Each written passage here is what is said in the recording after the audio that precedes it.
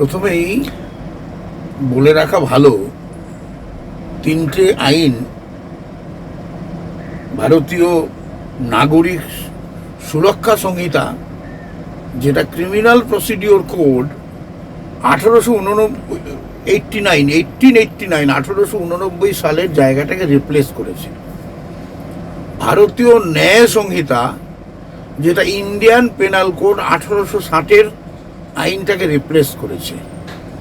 ভারতীয় সাক্ষ্য অধিনিয়ম, যেটা ইন্ডিয়ান এভিডেন্স অ্যাক্ট 1872 সালটাকে রিপ্লেস করেছে।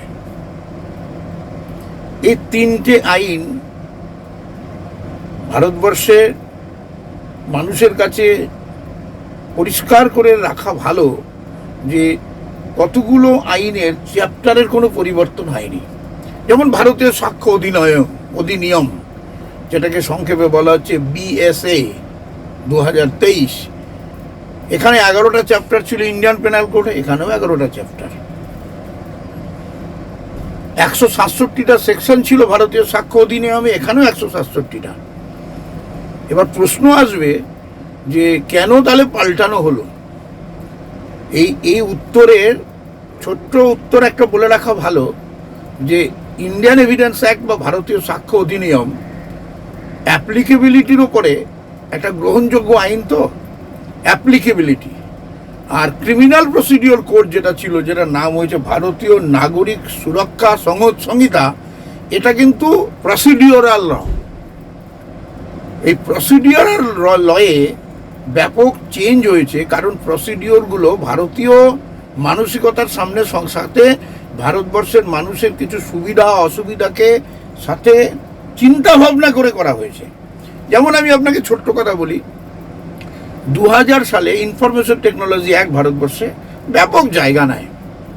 ইনফরমেশন টেকনোলজি অ্যাক্ট আসবার পরে 2009 সালে 2013 সালে কিছু অ্যামেন্ডমেন্ট হয়েছে, কিন্তু তারপরে দেখা যাচ্ছে যে দ্রুত গতিতে ইনফরমেশন টেকনোলজি অ্যাক্ট জায়গা নিচ্ছে, দ্রুত গতিতে। যেমন ধরুন আমি আপনাকে বলছি যে সেকশন 65B অ্যামেন্ডমেন্ট যতটুকু হয়েছিল পুরনো ইন্ডিয়ান পেনাল এভিডেন্স অ্যাক্টে, তার থেকেও প্রচুর পরিমাণে অ্যামেন্ডমেন্ট করতে হচ্ছে, প্রচুর অ্যামেন্ডেড পোর্শন ইনকর্পোরেট হচ্ছে। কেউ আজকে যেটা নাম হয়েছে 63 অফ দ্য ভারতীয় সাক্ষ্য অধিনিয়ম, প্রচুর প্রচুর অ্যাপ বেরিয়েছে, প্রচুর আপনার ডিজিটাল টেকনোলজির উপকরণ বেরিয়েছে, যেগুলো কিন্তু ভারতীয় সাক্ষ্য অধিনিয়মে কভার করবার দায়িত্ব সরকারের আছে। সেকেন্ড থিং, যদি বলেন ক্রিমিনাল প্রসিডিওর কোডের জায়গায় অনেকগুলো জিনিস নতুন আসবার দরকার ছিল, যেগুলো এসছে। যেমন ধরুন মেইল করে থানায় কমপ্লেন করা, থানায় মেইল করে কমপ্লেন করা। কতগুলো সেকশন যথারীতি যেমন ছিল তেমনই আছে, শুধু সেকশন নাম্বার অফ সেকশনটা পাল্টেছে। কতগুলো জিনিস নতুন করে ঢোকানো হয়েছে, যেগুলো ভাববার প্রয়োজন আছে, যেগুলো ভাববার দরকার ছিল। ভারতবর্ষের মানুষের অনেক অভিযোগ থাকে, মামলা করাকালীন, মামলা চলাকালীন কোর্ট আইনের ব্যাখ্যা করে। প্রথম কথা বলে রাখি, ল মেকারদের কাজ আইন তৈরি করা, কোর্টের কাজ আইনের ব্যাখ্যা করা। এই আইনের ব্যাখ্যা করতে করতে স্কোপ অফ অ্যামেন্ডমেন্ট আসে। আজকে যারা বলছেন যে এই আইন ড্রাকোনিয়ান, এই আইন জনগণের বিরুদ্ধে, তারা কিচ্ছু পড়েননি।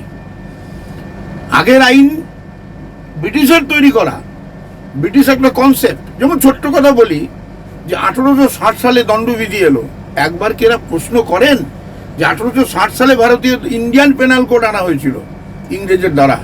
তাহলে 1898 অর্থাৎ 1898 criminal procedure code. Criminal procedure code তো প্রসিডিওরাল ল, সেটা তো আগে আসার কথা, আগে আসেনি। আগে এসছে পেনাল কোড, অর্থাৎ শাস্তি দাও, সাজা দাও। ইংরেজ ভারতবর্ষের মানুষকে সাজা দেওয়ার জন্য ইন্ডিয়ান পেনাল কোড 1860 সালে এনেছিল। চলতে চলতে চলতে ব্যবহার হতে হতে, প্রয়োগ হতে হতে ভুল সত্য জানা যায়। কিন্তু সরকারের একটা আইনকে সম্মান করাটাই এটা বোধগম্য, এটাই স্বাভাবিক। যারা করছেন না তারা পড়েননি। আমি দায়িত্ব নিয়ে বলে দিতে পারি, একজনও রাজনীতিবিদ যারা বিরোধিতা করছেন তারা কেউ বলছেন না কোথায় ভুল কোথায় খারাপ। তারা ব্যাখ্যা করছেন না, ব্যাখ্যার প্রয়োজন ছিল। যেমন ধরুন 124 অফ ইন্ডিয়ান পেনাল কোড, ব্রিটিশের তৈরি করা কনসেপ্ট, কংগ্রেস আমলে পরিবর্তন হয়নি, এই সরকার পরিবর্তন করেছে। কি ছিল 124 যেটাকে ইংরেজিতে বলা হয় সেডিশন, বাংলায় বলা হতো রাষ্ট্রদ্রোহীরা, কিন্তু ওখানে আইনে বলা ছিল এগেইনস্ট দ্য গভর্নমেন্ট। কেন? ব্রিটিশরা এগেইনস্ট দ্য গভর্নমেন্ট শব্দটা বসিয়ে গেছে। ব্রিটিশরা চাইতো যে তাদের যে সরকার চলছে তার বিরুদ্ধে মানুষ যেন প্রতিবাদ না করে। দীর্ঘদিন কংগ্রেস শাসন, বিভিন্ন দলের শাসনেও তারা কখনো ভাবেননি এই গভর্নমেন্ট শব্দটা তুলে দিতে হবে। এই গভর্নমেন্ট শব্দটা তুলে দিয়ে আজকে এখানে আনতে হবে 124টাকে করা হয়েছে আপনার 152। ন্যায় অর্থাৎ যিনি অভিযুক্ত, যেমন দোষী সাব্যস্ত, যিনি আইনের দ্বারা justified as an accused, and তাকে সাজা দেওয়ার থেকে সবচেয়ে বড় তার প্রতি ন্যায় হবে যদি উপযুক্ত তার পাওনাটা হয়, তাকে যদি জেলে রাখবার দরকার হয় জেলে রাখা হবে। সাথে সাথে চিন্তা করা হয়েছে ভিকটিম, ভারতবর্ষে ভিকটিমোলজির উপরে 2009-2013 সালে যে অ্যামেন্ডমেন্ট হয়েছে দ্যাট ওয়াজ নট সাফিসিয়েন্ট। ভিকটিমোলজি বা ভিকটিমের যে অনেক দিক আছে সেগুলোকে এবারের আইনে কভার করা হয়েছে। Offence against the victim, offence against the women, offence against the child, সেগুলোর উপরে যথোপযুক্ত ব্যবস্থা রাখা হয়েছে। বাইরে যে ডিবেট করছেন কালো আইন, কেন কালো আইন জানেন না? তা সংসদও তাই বলতেন। এমন তো নয় যে সংসদে যারা গেছেন তারা প্রচুর এই ব্যাপারে ওয়াকিবহাল, তা নয়। থাকলে তারা কিন্তু যেই দিন সাসপেন্ড হলেন সেই দিনই তারা কোর্টের দ্বারস্থ হতে পারতেন যে এফেক্টটা যেন 1 জুলাই না দেওয়া হয়। রাষ্ট্রপতির কাছে যেতে পারতেন এফেক্টটা যেন 1 জুলাই না দেওয়া হয়। এর উপরে আমরা আলোচনা চাই, আবার কোনো চেষ্টা হয়নি। এমনকি লোকসভা নির্বাচনে এটা ইস্যু ছিল না।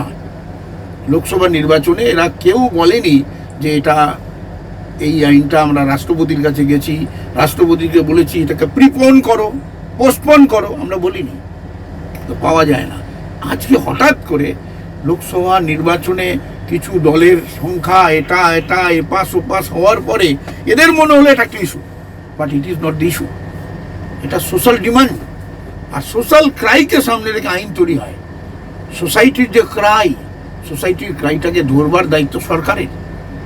ভেঙ্কট চালাইয়া বলেছিলেন, জাস্টিস ভেঙ্কট চালাইয়া, যে দেশ তার সোসাইটির ক্রাইকে শুনতে পারবে না, সে দেশ আইন আনতে পারে না, অ্যামেন্ডমেন্ট করতে পারে না, ইনকর্পোরেট করতে পারে না, সে দেশের অগ্রগতি আটকে যায়।